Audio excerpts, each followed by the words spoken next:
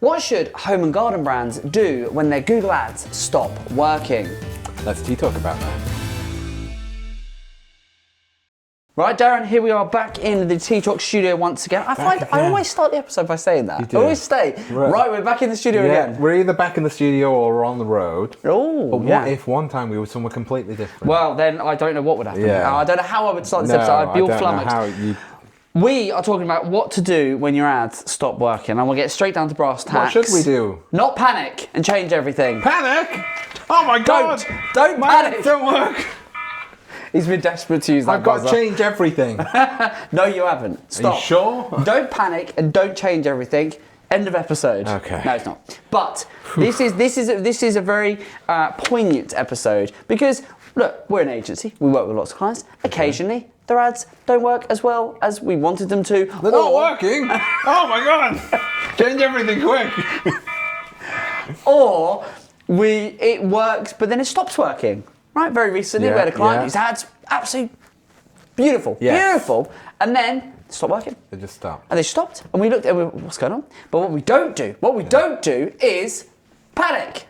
Oh my God! We don't panic. We Change don't do that. everything. So we don't panic, and we absolutely don't change everything. Yeah. And I wanted to record this T-Talk because I think, look, every business, if you've been running any sort of Google ads, Meta ads, or whatever for a period of time, you're going to have times where it doesn't work. Yes. Every agency, every freelancer, everyone that is involved in Google ads, at some point, you have an ad that doesn't work, or used to work, and now suddenly it's stopped working. Things change, and sometimes you can't always predict what's going to happen. Nope. And just because something's been working exceptionally well in the past doesn't mean it's going to always work. Exactly. So what do you do when the ads stop working? Well, once we've said, don't do it again. I'm not going to do it again. You don't panic, and you crucially though, the flippant point we said, there was a bit of a joke, is not change everything. Is actually really, really valid because the tendency can just be, right, that's it. We're going to turn everything off. Nothing works. We're going to stop it all. It's all just suddenly stopped working. Now, fundamentally, if your ads have been running and working for a period of time, it's highly unlikely that it means that your ads suddenly if it's a Google ad, people are no longer searching in the same way. They're no longer buying the product, or they're no longer interested in your services or whatever. That is very unlikely unless you have fundamentally changed something in your business. Yeah. So it's probably more likely to be something in the data or in maybe seasonality, or that the sun's just come out as we've got above me now, or something that there'll be something in the data. And so the first place to go, the number one thing to do is just analyze the data, or whoever's managing your ads to actually analyze the data. Yeah. So when this happens in our world, in our Evergreen world, what happens? Almost flew my pen across the set. What happens in our world is we go and we look at the data. Right, so we just sit and we actually go, right, well, what is the data actually telling us in terms of what's changed, what's the same, what's changed, and what are the key metrics? And we've got processes and checklists and things we go through very methodically to look at it and go, okay, well, actually, we can pinpoint it was this, or it was that, or it was the other. So it's just analysing the data is the big thing, yeah? Now, I'll give you some examples of some of the things, the very specific things that we would do. Sure. And it's all about the C's when we do this. Okay. Right? Not the C's as in that you sail, but the other C's as in the alphabet. So we do a lot of comparing. Sorry? I said I see. Very good. We do a lot of comparing. So we do a lot of comparing, and we compare campaigns. Sure. So if you've got an account, whatever platform, we'll look at the campaigns. Is it your account as a whole that's no longer working, or is it just a certain campaign? You actually go, these are all fine, it's just one. We had this, which was the scenario we had, with all the campaigns were flying. Suddenly, one of the campaigns just fell off a cliff, and we were like, what's going on there? So you go and you start comparing week on week, month on month, year over year. You look at the data and you start going, well, is it a single campaign or is it multiple campaigns? Sure. Then beyond the campaigns, if you're e-commerce, you look at the categories. So you suddenly go, well, actually, is it a particular category of product? Is it that seasonality means that suddenly people aren't buying this category of product, whereas they were before?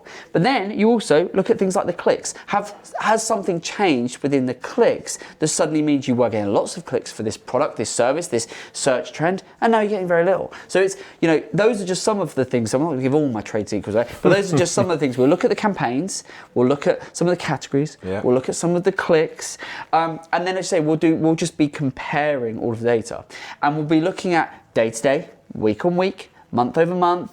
We'll also be looking crucially at year over year, because year over year data is without a doubt the most useful data you can get in terms of from a comparison standpoint. Why is that? Because seasonality, for the most part, if your busiest season is the summer, and your quiet period is the winter, then as you move from winter into summer, you're going to get busier as you move.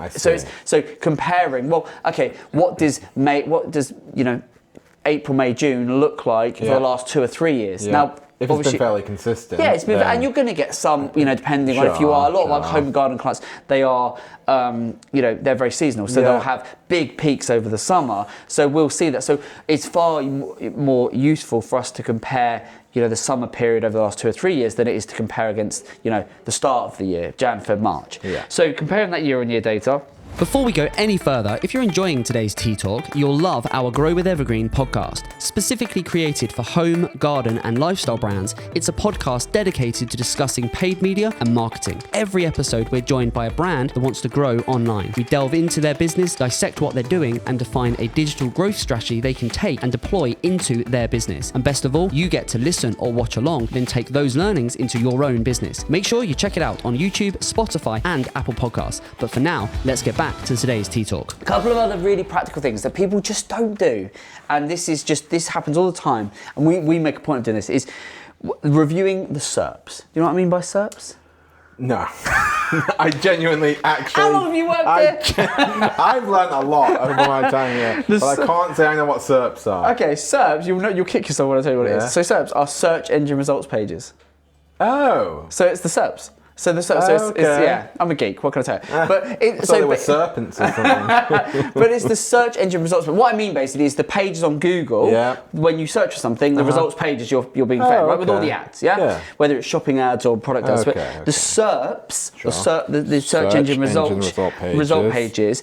Review those. If your ads aren't working, here's a top tip, right? It's very easy to just look at your data and go, well, there must be something wrong in my data. This must be all wrong. But actually, particularly for e-com, but even if you're service-based as well, what we found is sometimes it might just be that it's nothing to do with your ads, but actually one of your competitors has gazumped you. Maybe they've gone and been really aggressive bidding after your brand name. Yeah. Maybe they have they've reduced their prices. And so suddenly when someone looks for the product or this service or looks for this in your area or whatever, suddenly they are coming up going, oh, we're basically giving everything away. And you're still at full price. Suddenly, that's the reason they're not clicking your ad, they're going over here. Yeah. Or they're not buying your product, they're buying something else, which is 50 quid cheaper or whatever. And looking at your own data might not tell you that. It won't tell you that, because it's your data, and that's what we've had in the past, where you look and you go, I can't see, there's nothing different, it's the same, it's the same. And you look at it and you go, have you looked at the SERPs? Because then you look at it, you do a quick Google search for the product, the category, and you go, hang about a minute, so-and-so is done a sale or they're doing a big event or whatever. Yeah? And we've also, the amount of times we've done that, and our clients' competitors will have probably gone, something's going on with their ads, and it's just, Evergreen's clients are gobbling up all the goodies because we've run an event or a thing, and so we're loving the SERPs. But there you go, it's just SERPs. What else have I got on here? Oh, another big one is when you're looking at the paid. When you look at if you've seen a big change, positive or negative, look at the organic data as well as the paid data, because you can get some really useful insights. Again, this is all stuff that we are living and breathing and doing. But sometimes, if you see a big spike or a drop in performance, you think, well, hang about what's going on there. If you can look at the organic data, so go into Google Search Console, look at your analytics. You want to see, is there anything in there that is reflective, that mirrors what you're seeing in the paid, or is the change isolated just to the paid? Oh, okay, because that's going to help you narrow it down. Because you sort of go, is this just a paid ad issue, Google, Meta, whatever, or actually is there something more fundamental going on in terms of, is a wider trend here that we've seen a big whatever happening, and that often, if it is affecting multi-channel, then it tends to be more of a seasonal thing or a competitor thing. So that's that. And then the last one, which again is another, like the SERPs one, is another really obvious one that people just don't do enough, is if you've spotted an issue and you think you have, actually, outside of just looking at, so you look at your ad accounts and you go into that, you look at the SERPs, look at the competitors. Don't also forget to go on your own website. Yeah. Right? Because go and see what the customer sees. Exactly that. Go incognito. Go, go and have it on your website. Go try it on a desktop. Try it on a phone, and go through and use your website as if, or ask a friend, a family, or someone else, to go on your website and actually use our. Can you buy a product? Can you go through the checkout process? Can you find the key? checkout button's gone.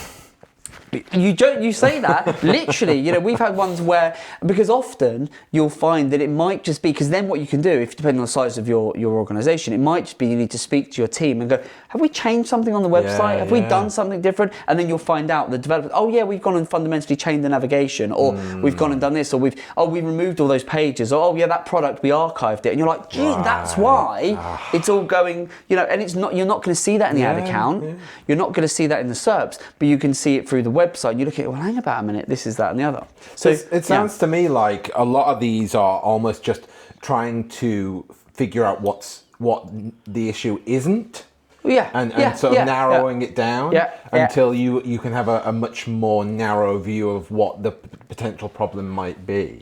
Which I imagine, because I mean, there's so much stuff there that it could be, that if you're just trying to look at everything or only one thing in particular, then you're never going to find the answer. Exactly. It's take a very methodical approach to it, but just know, we've seen it numerous times over the years where actually, you know, we'll have sometimes, of course, you have clients that just, you know, we'll see it often before the client and they'll go, oh, this is wrong. And our instinct will be, we'll go and look at the ad account, but actually outside of that, we will look at all these other, we'll look at the competitors, we'll look at the SERPs, we'll look at the website, we'll use the website as if we're a customer, we'll look at the organic data. There's like 4 or 5 additional things outside of the obvious Google Ads has stopped delivering me as many sales. It must be a Google Ad problem. It might well be, absolutely.